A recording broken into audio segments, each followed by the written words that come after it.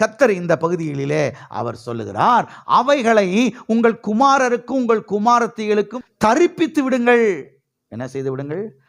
தரிப்பித்து போட்டு விடுங்கள் என்று சொல்லுகிறார். மாட்டி விடுங்கள் என்று சொல்லுகிறார். எதை மாட்டி விட சொல்றாரு? வெள்ளியையும் பொன்னையும் யாருக்கு மாட்டி விட சொல்றாரு? உங்க பிள்ளைகளுக்கு. உங்க வீட்டில் வாலிப பிள்ளை இருக்குல்ல, வாலிப பையங்க இருக்காங்கல்ல, அவங்களுக்கு என்ன செய்யுங்க? போட்டு விடுங்க, மாட்டி விடுங்கள் என்று சொல்லுகிறார். எனவே கர்த்தர் யார் என்றால் பிடுங்குகிறவர் அல்ல, கொடுக்கிற தேவன். எனவே கர்த்தர் யார் என்றால் கலட்டி விடுகிற தேவன் அல்ல, மாட்டி விடுகிற தேவன். கர்த்தர் யார் என்றால் அவர் எடுத்துக்கொள்ளுகிற தேவன் அல்ல, அவர் போட்டு விடுகிற. கர்த்தர் வெள்ளி பொண்ணையும் கொடுக்கிறாரு, கொடுத்துட்டு சொல்றாரு, உன் பிள்ளைகளுக்கு போட்டு விடு, உன் குமாரர்களுக்கு குமாரத்திகளுக்கும் மாட்டி விடு. இன்னைக்கு கிறிஸ்தவ வட்டாரத்தில் நீங்க போய் பார்த்தீங்கன்னா, கிறிஸ்தவ வீட்டில் இருக்கிற எல்லா பொம்பளை பிள்ளை ஆம்பளை பிள்ளை கழுத்துல காதில் ஒன்றும் இல்லாமல் முழுக்குன்னு உட்காந்துருக்கும். எல்லாரும் என்ன ஒரு மாதிரியா பார்க்குறீங்க? கழுத்துல காதில் ஒன்றுமே நிச்சயாது, பார்த்தாலே கண்டுபிடிச்சிடலாம் இவங்க யாரு. கர்த்தர் சொல்றாரு, வெள்ளி உடைமைகளை பொண்ணு உடைமைகளை நான் உனக்கு தருவேன், அவைகளை எடுத்து என்ன செய்யுங்க? உங்க குமாரருக்கும் குமாரத்திகளுக்கு தரிப்பித்து விடுங்கள். இதை நம்ம சொன்னோம்னா இவங்க கள்ள போதைங்க அப்படின்றாங்க. எப்பா என்னைய கள்ள போதை நீ சொன்னேன்னா நீ கர்த்தர் என்ன செய்யணும்? முதலாவது கள்ள போதகன்னு சொல்லணும். ஏன்னா அவர் தான் யாருக்கு சொல்றா?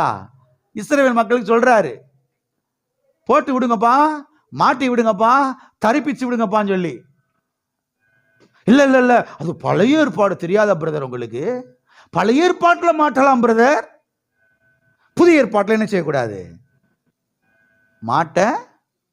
பழைய ஏற்பாட்டில் கடகங்கள் வளையல்லாம் போடுறாங்க, ரேபேக்காளுக்கெல்லாம் போட்டு விட்டாங்க, காதணிகள்லாம் கொடுத்தாங்க.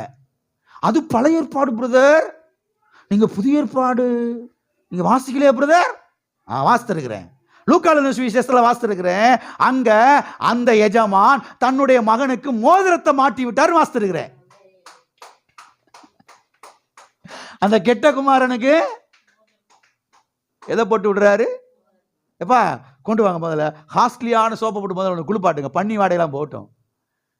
ஷூவை மாட்டி விடு, அந்த வஸ்திரத்தை கொண்டு வந்து போட்டு விடு. அவனுக்கு மோதிரத்தை என்ன செய்ய? மோதிரம் எதில் போட்டு விட்டுருப்பாங்க? பிளாஸ்டிக்கில் போட்டு விட்டுருப்பாங்களா? இந்த ஸ்கூலுக்குள்ள போனீங்கன்னா, வீட்டு ஸ்கூல் வாசலில் அந்த முட்டாய் முறுக்கில் விற்கிறவங்க சின்னோண்டு பிளாஸ்டிக் மோதிரம் விற்பாங்க. இந்த சின்ன பசங்களாம் போய் என்ன செய்வாங்க?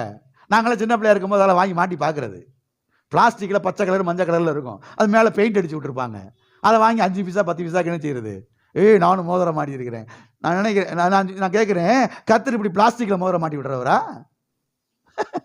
என்னங்க மக்கள் எங்கேயும் போயிட்டாங்க பாருங்க. எதுக்கு எடுத்தாலும் பழைய ஏற்பாடுன்னு சொல்லிடுறது, எதுக்கு எடுத்தாலும் புதிய ஏற்பாடுன்னு சொல்லிடுறது.